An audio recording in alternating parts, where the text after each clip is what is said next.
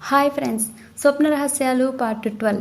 New year spiritual master Dhyanagnana Rishi Sai రత్న భీమ్నేని వంశీ కిరణ్ గారు ఆధ్యాత్మిక స్వప్నాలపై అనేక పరిశోధనలు చేసి స్వప్నాల ద్వారా దేవాత్మలతో అనుసంధానమై మన సమస్యలకు పరిష్కారాలను కనుగొంటూ మనల్ని మనం ఉన్నతీకరించుకునే సులభమైన మార్గం స్వప్న రహస్యాలు అనే అద్భుతమైన గ్రంథరాజం ద్వారా మనకి అందించడం జరిగింది.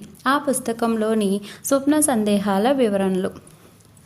జాస్మిన్ మాస్టర్, నాకు చాలా రోజుల క్రితం ఒక స్వప్నం వచ్చింది. అది మీకు తెలియచేసి దాని యొక్క విశ్లేషణను తెలుసుకోవాలి అని మీ ముందు ఇప్పుడు దానిని వివరిస్తున్నాను. ఆ స్వప్నం చాలా భయంకరమైంది. ఒక అడవి, ఆ అడవిలో ఒక పాడుపడ్డ బావి. ఆ బావిలో దాదాపు 20 లేక 30 పాములు ఉన్నాయి. ఆ బావిలో నేను పడిపోతే ఆ పాములు నన్ను, అంటే నా శరీరాన్ని చుట్టేసుకొని శరీరం అంతా పాకుతూ ఉంటే నాకు చాలా భయమేసి గబాలున మెలకు వచ్చింది. ఏమిటి ఈ భయంకరమైన స్వప్నానికి అర్థం? వంశీ మాస్టర్, మీకు పాములంటే విపరీతమైన భయం ఉంది. ఆ పాములంటే ఉన్న భయం వల్ల మీరు మళ్ళీ జన్మ తీసుకొని ఈ భూమి మీదకు రావాల్సి ఉంది. ఎందుకంటే ఎక్కడ భయం ఉందో అక్కడ పూర్ణత్వం ఉండదు, ఎక్కడ పూర్ణత్వం ఉండదో అక్కడ మళ్ళీ జన్మ తీసుకోవాల్సి వస్తుంది. కనుక మీకు పాములంటే ఉన్న భయాన్ని పోగొట్టుకోవడానికి మాస్టర్స్ మీరు నిద్రించాక మీ స్వప్నాల రూపంలో ఆ పాములను తీసుకువచ్చి మీ మీద వేస్తున్నారు. ఆ పాములు కూడా మాస్టర్సే సుమా, కానీ మీరు అది నిజమనుకొని గబాలను మెలకు తెచ్చుకొని భయపడుతున్నారు. ఇప్పుడు మీరు చేయవలసిందల్లా ధ్యానంలో కూర్చొని 4-5 సార్లు అదే స్వప్నాన్ని ఊహించుకొని ఆ పాములు మీ మీద పడినట్లు, అవి మిమ్మల్ని ఏమీ చెయ్యనట్లు, మీ శరీరం అంతా పాకుతున్నట్లు, వాటిని మీరు పరమశివుడిలాగా మెడలో వేసుకొని తిరుగుతున్నట్లు భావించండి. అలా భావించగా కొన్ని రోజులకు మీకు పాముల పట్ల ఉన్న భయం మాయమవుతుంది. అప్పుడు క్రమంగా పాముల పట్ల భయం తగ్గి దాని స్థానంలో ప్రేమ వీక్షిస్తుంది. ఎక్కడ ప్రేమ ఉంటుందో అక్కడ భయం ఉండదు.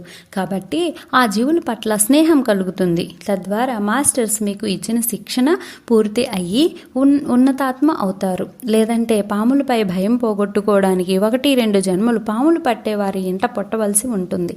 అప్పుడు చిన్నప్పటి నుండి పాములతో ఆడుకొని భయం పోగొట్టుకోవాల్సి ఉంటుంది. సుబ్బు మాస్టర్, ఈ ట్రైనింగ్ ఎలా పొందాలి?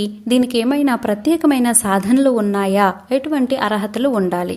వంశీ మాస్టర్, ఇవి ఎవరైనా చెయ్యవచ్చు, అయితే దాన్ని తీసుకోగలిగే శక్తి ఉండాలి. అందుకు ప్రత్యేకంగా ఏం చెయ్యవలసిన పని లేదు. పగటిపూట ఎక్కువసేపు ధ్యానం చెయ్యండి. నిద్రించే ముందు, నిద్ర నుంచి లేచే ముందు ఖచ్చితంగా ధ్యానం చెయ్యండి. అప్పుడు మీ జీవాత్మకు తగినంత శక్తి సమకూరిస్తే మీ మనోనేత్రం మరింతగా ఉత్తేజితం అవుతుంది.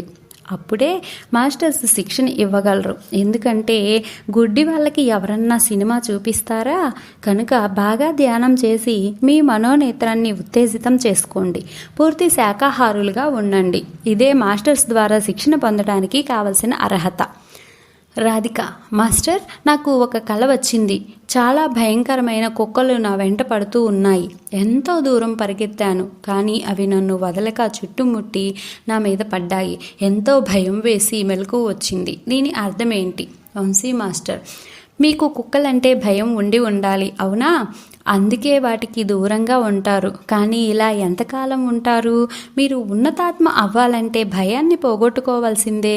నిజానికి మీ కలలో వచ్చినవి కుక్కలు కావు, ఆ రూపంలో ఉన్న దేవాత్మలు. మిమ్మల్ని భయపెట్టడానికి ఆ రూపంలో కనిపిస్తారు. ఇలా 4-5 సార్లు చేస్తే భయం పోతుంది. ఎందుకంటే ఎవరైనా 1-2 సార్లు భయపడతారు, తర్వాత సహజంగా ధైర్యాన్ని తెచ్చుకుంటారు. మీరు పరిశీలించుకోండి. ఈ స్వప్నం వచ్చిన తర్వాత కుక్కల పట్ల మీ భయం తగ్గిపోయి ఉంటుంది. అయినా కానీ ఎప్పుడైనా కుక్కలను చూసి భయపడితే ఆ స్వప్నం గుర్తు చేసుకోండి.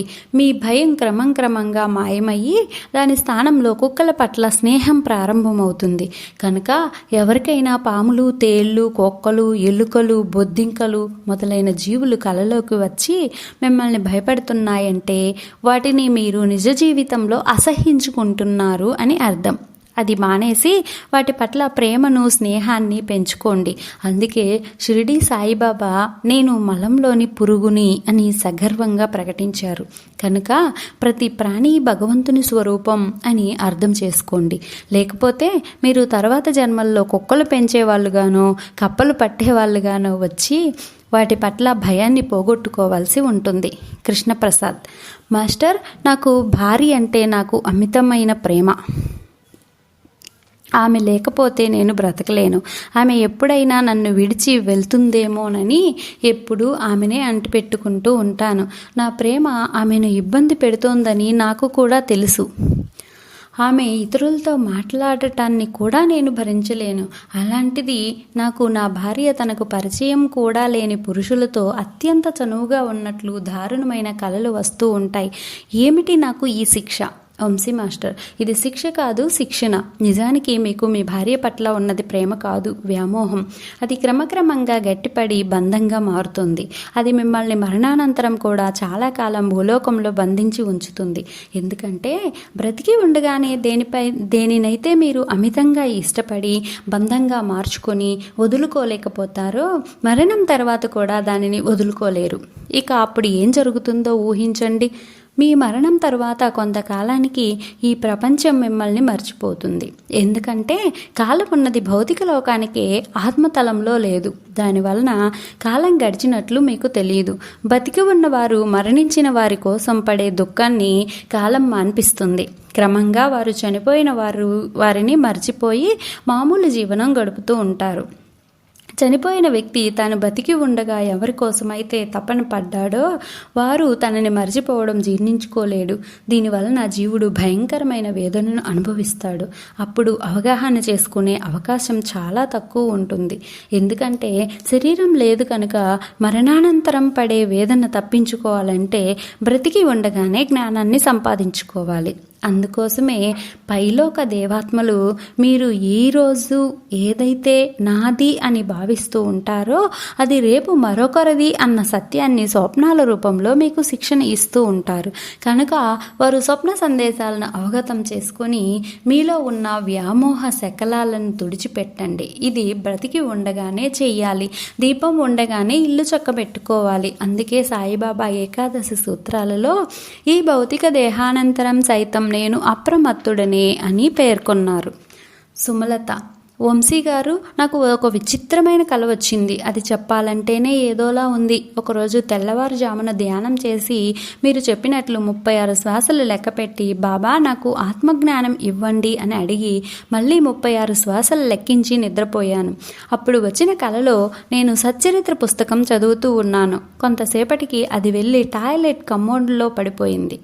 నాకు భయంతో ఏం చెయ్యాలో తోచలేదు. పెద్దగా అరిచాను. కలలో మా అబ్బాయి వచ్చి చీపురు కట్టుతో దాన్ని పైకి తీసి నా చేతిలో పెట్టి నా వంక చూసి బాబాలా నవ్వాడు. నాకు మెలకువ వచ్చింది. పవిత్ర సచ్చరిత్ర గ్రంథం అలా ఎందుకు పడింది? నాకు ఎంతో భయం వేసింది. ఇది ఏమన్నా అశుభమా?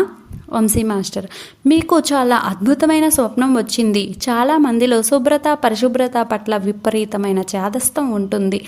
మడి ఆచారం అంటూ ఎన్నో యుగాలుగా మానవజాతి అంటరానితనానికి దిగజారిపోయింది. అటువంటి లక్షణాలు కొన్ని మీలో ఉండి ఉండవచ్చు. నిజానికి మనం దేనిని అసహించుకోకూడదు. మలం కూడా ఒక బ్రహ్మమే. కానీ మనం చిన్నప్పటి నుంచి అన్నింటినీ అసహించుకుంటూ పెరిగాం.